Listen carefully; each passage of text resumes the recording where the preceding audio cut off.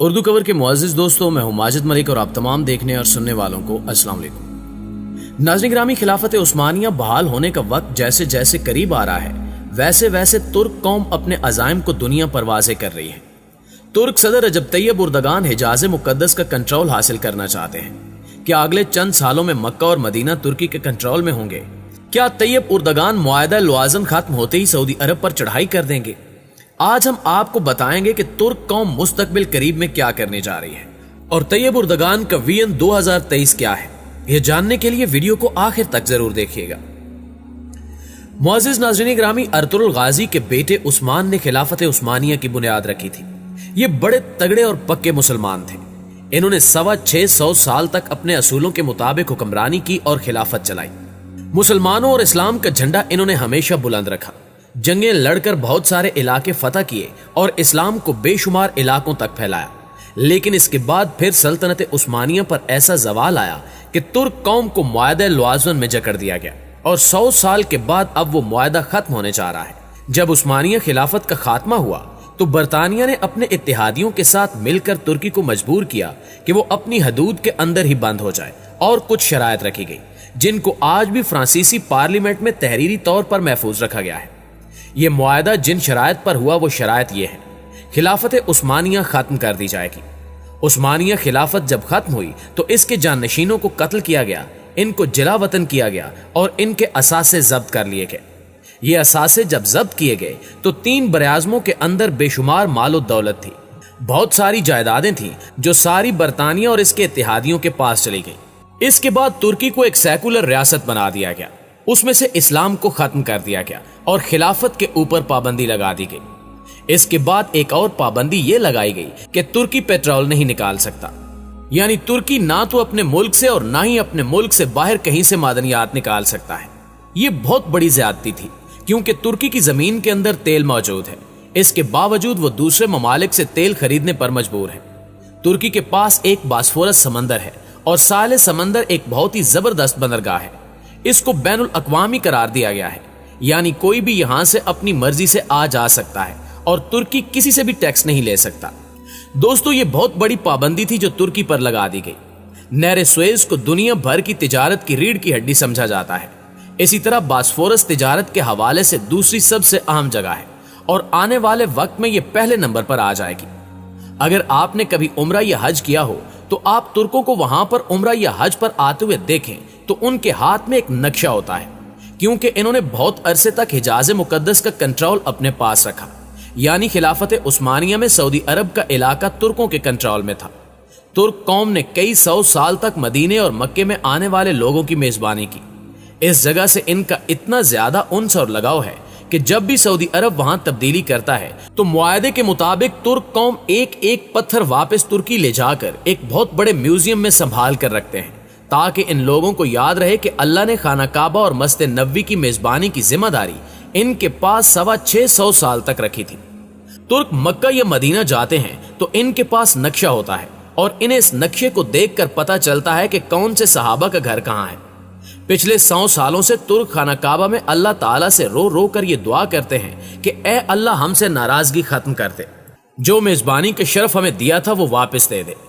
ترک صدر رجب Tayyip Erdogan نے ایک ملکی کانفرنس میں اس بات کا اظہار بھی کیا تھا کہ معاہدہ لوازن کے ختم ہونے کے بعد وہ مکہ اور مدینہ کا کنٹرول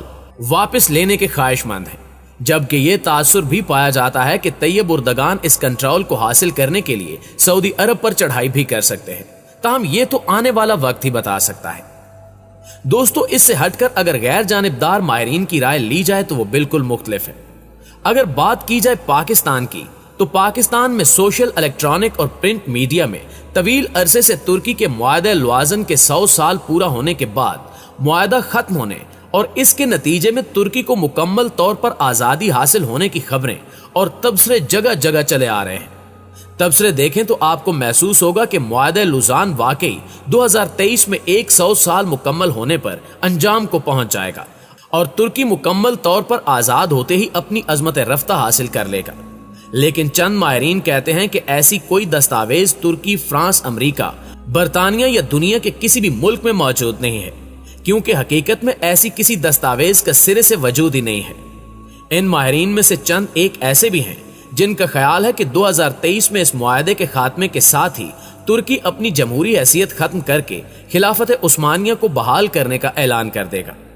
اس کی دلیل کچھ یوں بھی دی جاتی ہے کہ ترکی نے جب خود ہی اس معاہدے پر دستخط کرتے وقت خلافت عثمانیہ کی حدود میں واقع تمام ممالک یعنی شام، عراق، لبنان اور سعودی عرب کو الگ الگ آزاد ریاستوں کے طور پر تسلیم کر لیا، اور یہ تمام ممالک اب اقوام متحدہ کے رکن بھی ہیں، تو وہ بھلا کیسے انہیں دوبارہ اپنی خلافت میں شامل کر سکتا ہے؟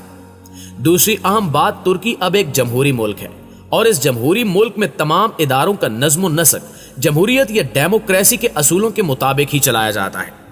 پاکستان کے ماہرین بھی اس بات کا دعویٰ کرتے ہیں کہ طیب اردگان 2023 میں دوبارہ صدر منتخب ہونے کے بعد ملک میں خلافت بحال کر دیں گے۔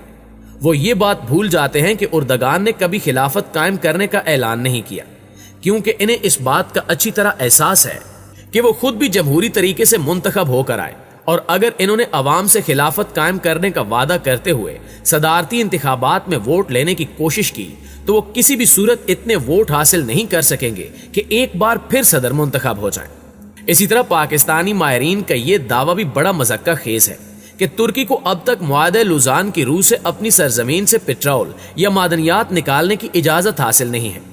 جبکہ اس سے آزادی حاصل کرنے والے تمام عرب ممالک جن میں عراق اور سعودی عرب پیش ہیں بڑے پیمانے پر پٹرول نکال رہے ہیں۔ ان کے لیے عرض ہے کہ معاہدہ لوزان 143 شقوں پر مشتمل ہے۔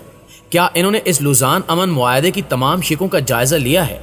ہم یقین سے کہہ سکتے ہیں ہرگز نہیں، کیونکہ ان شقوں میں ایسی کوئی شق موجود ہی نہیں ہے، اور ماہرین صرف سنی سنائی باتوں پر ہی یقین کرتے چلے آ رہے ہیں۔ ترکی اپنے قیام سے ہی اپنے قدرتی وسائل خاص طور پر تیل اور معدنیات کے حوالے سے خود مختار ہے، بلکہ جہاں تک معدنیات کی تلاش کا تعلق ہے تو ترکی دنیا میں وہ واحد ملک ہے جہاں سے بڑے پیمانے پر معدنیات جو زیادہ تر توانائی کی ضروریات پوری کرنے کے لیے استعمال کی جاتی ہیں کو دنیا کے مختلف ممالک کو برآمد کیا جا رہا ہے، اور بور معدنیات میں ترکی اس وقت 73% پیداوار کے ساتھ پہلے نمبر پر ہے، اور دنیا کی بور کی 59% ضروریات کو اکیلا ہی پورا کرتا ہے۔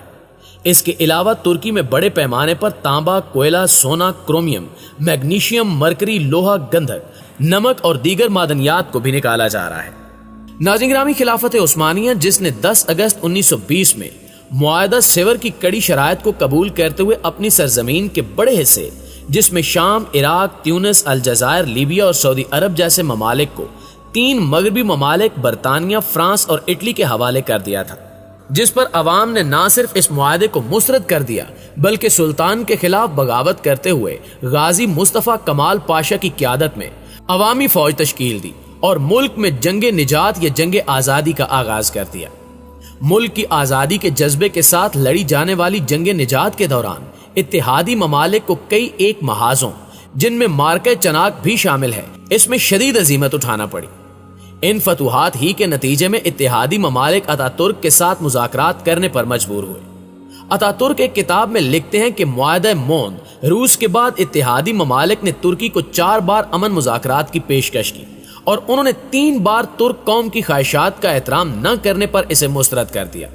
تاہم 4تھی بار ترک قوم کی خواہشات کا احترام کرنے پر سوئٹزرلینڈ کے شہر لوزان میں امن مذاکرات میں شرکت کرنے کی حامی بھری،